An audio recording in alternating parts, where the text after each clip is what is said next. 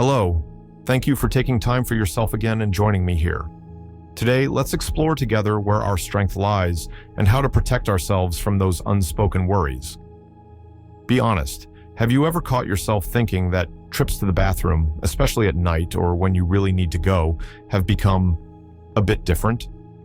Perhaps you've felt a little unsteady getting up from the toilet, or noticed your legs don't respond quite as sharply as they used to. It's not just your imagination.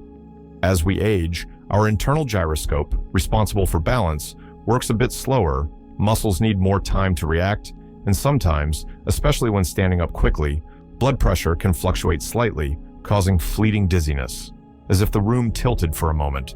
And right there lies the danger, especially in a small space like the bathroom. Do you know what increases the risk? Simple, everyday things. Rushing, a low toilet seat that you practically have to fall onto, the lack of a sturdy support within reach, a slippery bath mat, or even just uncomfortable slippers. It's like trying to walk a tightrope barefoot and blindfolded. The slightest mistake, and balance is lost. But I'm here to share my experience with you. I'm 73, and I've found simple, accessible ways to make my bathroom a safe haven, not a risk zone. I promise you that after following these straightforward recommendations, you'll feel more confident, calmer, and this small but important aspect of your independence will be under your control. No complex renovations or expensive gadgets, just common sense and a little self-care. Stay with me until the end, and let's take a step together towards greater safety and peace of mind. Slow down. Say goodbye to dangerous rushing. The first, and perhaps most important piece of advice: stop rushing to the bathroom, especially at night or when the urge is strong. Replace that dangerous rush with mindful, calm movement. I know, sometimes it feels like your bladder calls the shots and you feel you have to dash. But believe me, a few extra seconds spent on caution can save you weeks or even months of recovery after a fall. I remember my neighbor Mary. She was around 70. She was always so lively, always rushing, doing everything on the fly. And nighttime trips to the bathroom were no exception. She'd jump out of bed, barely awake, and dash down the dark hallway. She later admitted to me that she often felt slightly dizzy from standing up so quickly, but brushed it off, thinking it would pass. Her motto was, "The faster I get there, the faster I get back to bed." She was afraid of not making it, afraid of an accident. This rushing was her armor against fear. But in her haste, she didn't notice the small threshold into the bathroom or her slippers that could easily slip off. One night, she tripped on the edge of the bath mat and fell, hitting her side hard. Fortunately, there were no broken bones, but a severe bruise and, worse, a lingering fear of moving around the apartment at night stayed with her for a long time. When Mary had recovered a bit, we talked for a long time. I shared my rule. When you wake up, don't just jump out of bed. First, sit on the edge of the bed. Let your head clear. Let your blood pressure stabilize. Take a couple of deep breaths. Then stand up calmly, using the nightstand or bed frame for support if needed. And walk slowly. Don't run. Use a nightlight or leave a dim light on in the hallway. You know, it's like warming up the car in winter before driving off. Our body also needs to wake up and prepare for movement after rest. When Mary started applying this simple rule, she was surprised to find she had plenty of time to get to the toilet calmly. The tension was gone. The fear was gone. She said she felt not like a tortoise, but like a wise master of her own body, giving it time to adjust. Physiologically, this makes sense. Getting up slowly prevents a sharp drop in blood pressure, orthostatic hypotension, and walking slowly gives your balance system and muscles time to coordinate. Practical benefit for you. You reduce the risk of dizziness and loss of balance when getting out of bed. You give yourself time to assess your surroundings and reach your destination safely. You feel calmer and more confident, even when waking up in the middle of the night. Conclusion: your safety is more important than a few seconds. Slow down, and you'll gain much more. Let there be light. Safe pathway lighting. The second step towards safety. Ensure adequate and easily accessible lighting for the path to the bathroom and in the bathroom itself, especially at night. Replace the habit of fumbling in the dark with a well-lit route. Remember how we feared the dark as children? As we age, our eyes adapt to darkness more slowly, and what once seemed like a familiar space can turn into an obstacle course. I have a friend, John. He's 76, a former sailor used to the dim light of ship cabins. He always prided himself on his ability to navigate in the dark. Why waste electricity? "I know my way around," he'd say. His wife had long asked him to install nightlights, but he brushed it off, considering it excessive and a sign of weakness. He'd get up at night, squinting, feeling his way. He felt confident until one night, just a couple of steps from the bathroom, he bumped into a chair that someone had moved during the day. He didn't fall, but got a bad fright and bruised his leg. This incident made him reconsider. He realized his night vision wasn't what it used to be, and relying on memory in the dark was a dangerous game. After that incident, John gave in and agreed to an upgrade in lighting. They installed small LED nightlights with motion sensors in the hallway and in the bathroom itself. Now, as soon as he gets out of bed and takes a step into the hallway, a soft light comes on automatically, illuminating the path. Same in the bathroom. The light turns on by itself as soon as he enters. John loves it. He said it's like a friendly firefly guiding you. No more eye strain, no more risk of tripping over unseen obstacles. He felt not old and frail, but rather smart and foresighted. Physiologically, it's simple. Good lighting allows the eyes to clearly see obstacles, judge distances, and perceive the position of objects. This is critically important for maintaining balance. Psychologically, it eliminates the anxiety associated with moving in the dark. Practical benefit for you: you clearly see your path, avoiding the risk of tripping or bumping into things. It reduces strain on your eyes and nervous system. You feel safe and comfortable even during nighttime trips to the bathroom. Conclusion: don't skimp on light where your safety is concerned.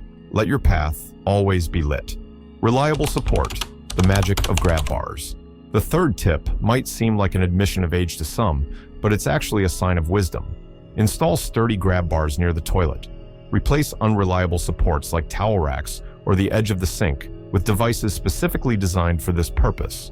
Many resist this idea, thinking grab bars are for the really old or that they'll spoil the look of the bathroom. I remember Elizabeth, an energetic lady of 72 who loved her stylishly decorated home.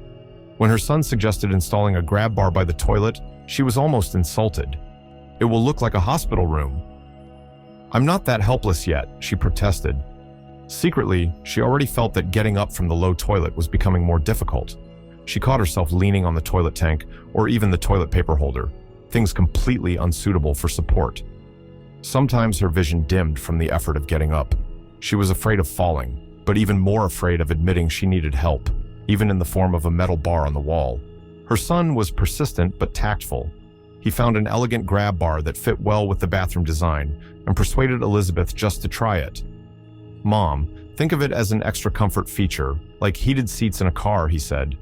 Reluctantly, she agreed. And guess what? After the very first use, she realized how convenient and safe it was.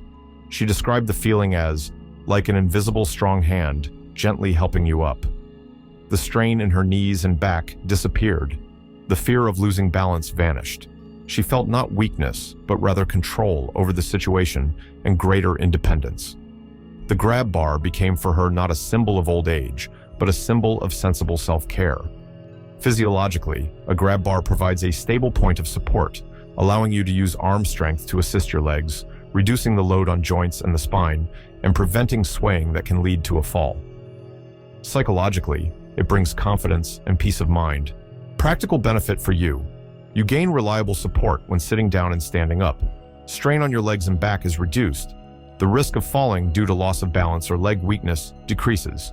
You feel more confident and independent. Conclusion: a grab bar isn't a crutch. It's a smart tool for maintaining your activity and independence. Don't be afraid to use it. Comfortable height, the supportive seat. The fourth point is directly related to the previous one and concerns the toilet itself. Consider using a raised toilet seat or a special toilet safety frame with armrests. Replace a low, uncomfortable seat that requires deep squatting with one at a more comfortable height. Standard toilet height can be a real challenge for knees and hip joints, especially if they are already causing problems. The process of sitting down and standing up requires significant effort and can disrupt balance. My good acquaintance Robert, 79, a former athlete, always prided himself on his physical fitness. But arthritis in his knees started causing him significant discomfort. Every trip to the bathroom became an ordeal.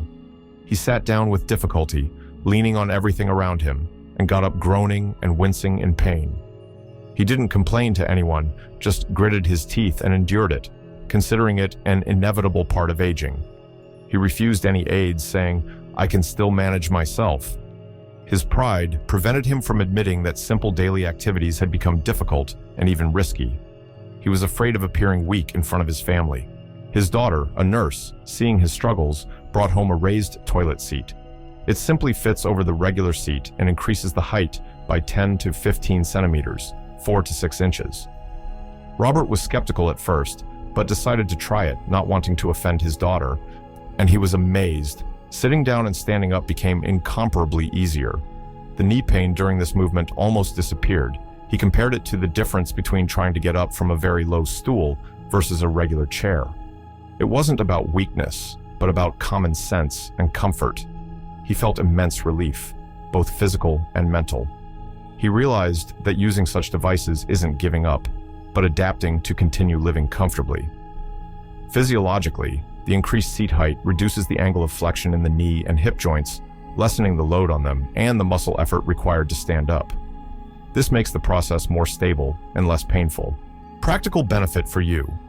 The process of sitting down and standing up from the toilet is significantly easier.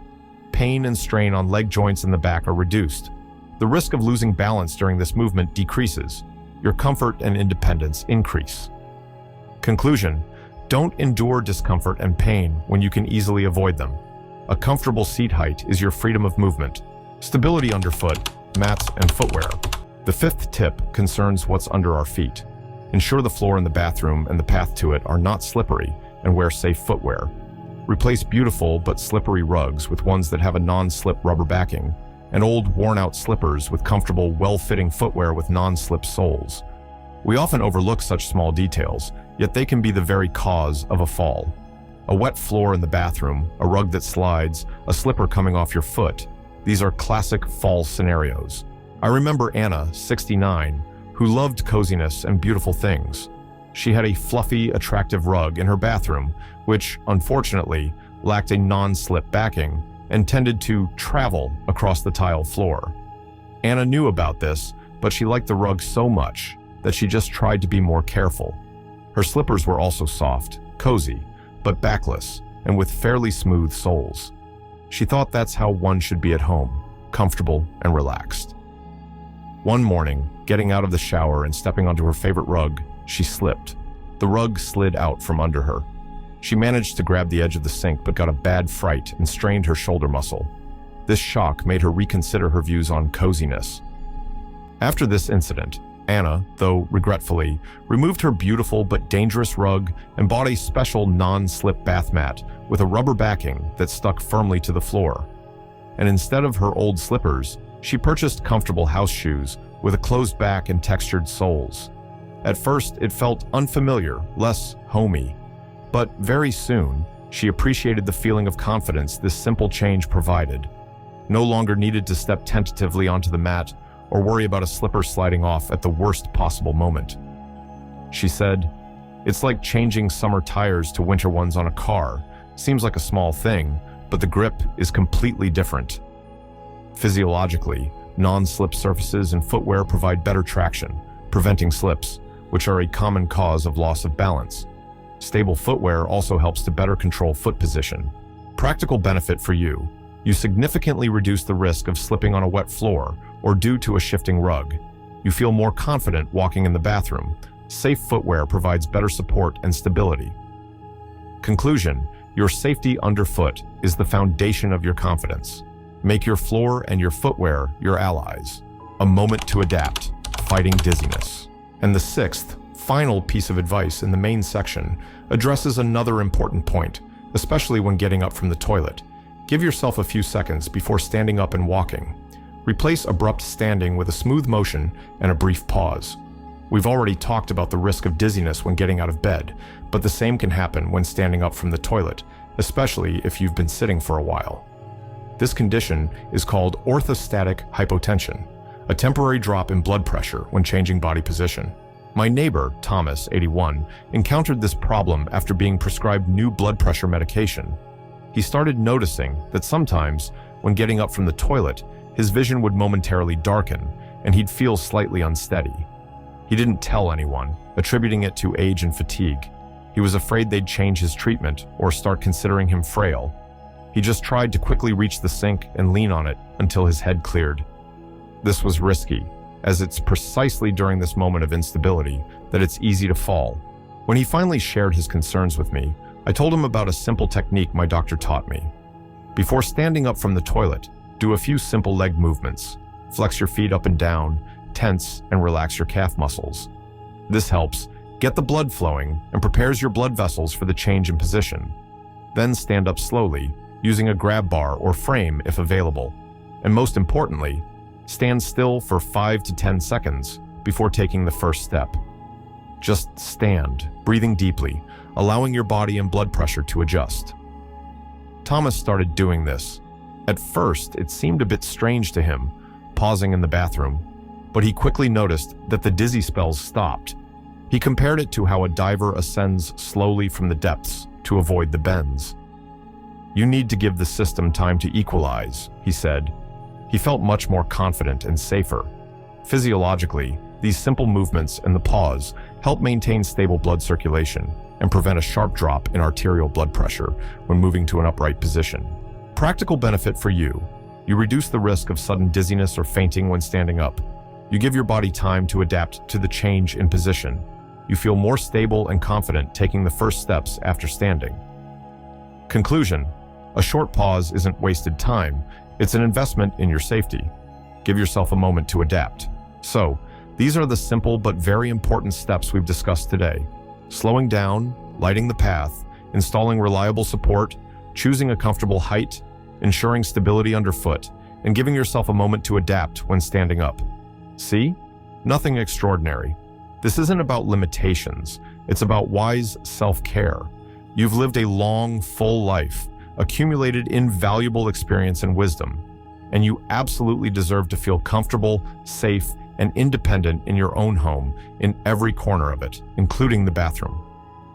Applying this advice is not a sign of weakness, but a manifestation of your spirit and your love for life. It's your conscious choice for health and well-being. Please remember, you have every right to safety and comfort at any age. Make these small changes for yourself. You are capable of this, and it will genuinely improve how you feel. Take care of yourself, stay healthy, and be confident in every step you take.